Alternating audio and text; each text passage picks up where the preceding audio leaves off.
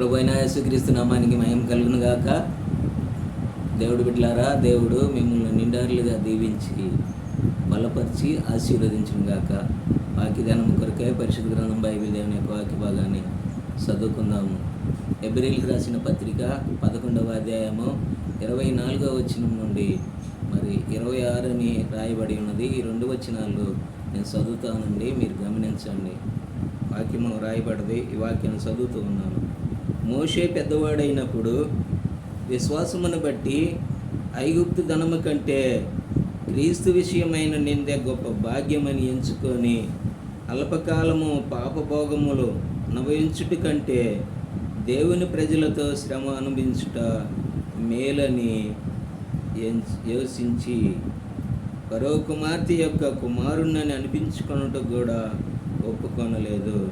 27వ వచనము, విశ్వాసమును బట్టి అతడు అదృష్టుడైన వాడిని చూసినట్లు స్థిరబుద్ధి గలవాడై, విశ్వాసమును బట్టి అతడు అదృష్టుడైన వానిని చూసినట్లు స్థిరబుద్ధి గలవాడై. నిజంగా దేవుడి బిడ్డలారా, ఐగుప్తులో ఉన్న మోషే ఫరో కుమార్తె సాకినప్పుడు సకల విద్యలు నేర్చుకున్నాడు. నిజంగా ఎంతో గొప్పవాడుగా మార్చబడ్డాడు. అటువంటి మోషే నిజంగా దేవుడు ప్రజల వైపు, ఐగుప్తు దేశములో ఇశ్రాయేలు తన ప్రజలు పడే కష్టాన్ని చూసి దేవుడు తనకి గొప్ప విశ్వాసాన్ని, వారి మీద ఉన్న వెలుగును చూసినాడు. నిజంగా ఐగుప్తు దేశంలో ఆ యొక్క సింహాసనం మీద ఫరో కూర్చొని ఆ పని చేసే, ఇటుకలు చేసే ఆ యొక్క ఐగుప్తు దేశంలోనే ఇశ్రాయేలుకి వెళ్ళి చూసినప్పుడు ఫరో కళ్ళకేమో వారు జీతగాలుగా, దాసులుగా, బానిసలుగా కనపడుతున్నారు.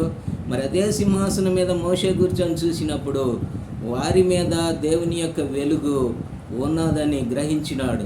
ఎప్పుడైతే ఆయన గ్రహించగలిగినాడో ఆ ప్రజలతో శ్రమ అనుభవించడం మేలు అనుకున్నాడు. ఎందుకని? ఐగుప్తు దేశంలో నుంచి వాళ్ళు వెళ్ళేది వాగ్దాన దేశానికి వెళతారు. ఆ తర్వాత దేవుని సంపూర్ణంగా నమ్మి విశ్వాసంతో ఉంటే వాళ్ళు పరలోక రాజ్యానికి వెళ్తారని మోషే వారి మీద దృష్టి ఉంచి చూసినప్పుడు ఇక ఆయన ఒకటే తీర్మానం చేసుకున్నాడు, ఈ లోకము ఎప్పటికైనా నేను వదిలిపెట్టిపోయేవాడిని. అల్పకాల పాపశ్రమలో భోగాలు అనుభవించటం కంటే దేవుని ప్రజలతో శ్రమ అనుభవించటం మేలని ఒక నిర్ణయం తీసుకున్నప్పుడు దేవుని ప్రజలతో శ్రమ అనుభవించడానికి ఇష్టపడ్డాడు. ఎందుకో తెలుసా? అదృష్టుడైన వాడిని దూరాన కలగబోయే యొక్క బహుమానం అందు విశ్వాసం ఉంచినాడు. కాబట్టి సంపూర్ణంగా విశ్వాసముతో ఐగుప్తు దేశపు యొక్క ధనమొద్దు, ఆ యొక్క రాజరికమొద్దనని దేవుడు ప్రజల పక్షాన నిలబడి ప్రభువుని నమ్ముకొని ఆ యొక్క దూరాన ఉన్న మహిమ కలిగిన పరలోక రాజ్యం వైపు చూసి అతడు ముందుకి కొనసాగినాడు. నా సహోదరుడా, సహోదరి, ఈ లోకాన్ని ఎప్పుడైనా నువ్వు వదిలిపెట్టి వెళ్ళాలి. అయితే ఏడుండగానే మోషే వలె, మన పితరుడు వలె ఒక తీర్మానం చేసుకో. నిజంగా దేవా, నేను కూడా ఈ భూమిని వదిలిపెట్టిన తర్వాత నిత్యత్వం, నిత్యరాజ్యములో మా పితరుడైన మోషే వలె నేను కూడా ఉండాలి ప్రభు అని దేవుడిని అడుగు. తప్పనిసరిగా దేవుడు నీకు సహాయం చేసి నిన్ను ముందుకు నడిపిస్తాడు. దేవుడు వాక్యాన్ని దీవించును గాక. ప్రార్థన చేసుకుందాం. మహాపురుషుడు తండ్రి, సర్వశక్తిమంతుడా యేసుక్రీస్తు ప్రభువా, అయా స్థిరమైన విశ్వాసము కలిగిన మోషే అల్పకాల పాపభోగములు అనుభవించుట కంటే దేవుని ప్రజలతో శ్రమ అనుభవించటం మేలని నిర్ణయం తీసుకున్నాడు ప్రభువా.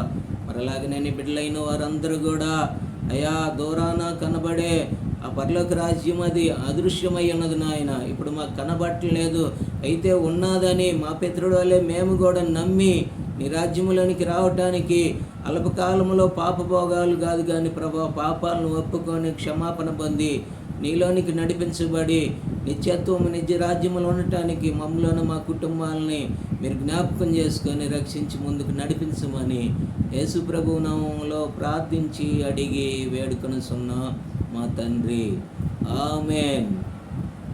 దేవుడి బిడ్డలారా, ప్రభువైన యేసుక్రీస్తు నామములో మీ అందరికి వందనాలు. దేవుడి మిమ్మల్ని దీవించును గాక. ఈ వాక్య పరిచర్య కొరకై ప్రార్థన చేయండి. దేవుడి కోసం నిలబడండి. దేవుడు మిమ్మల్ని దీవించి ఆశీర్వదించును గాక. ఆమేన్.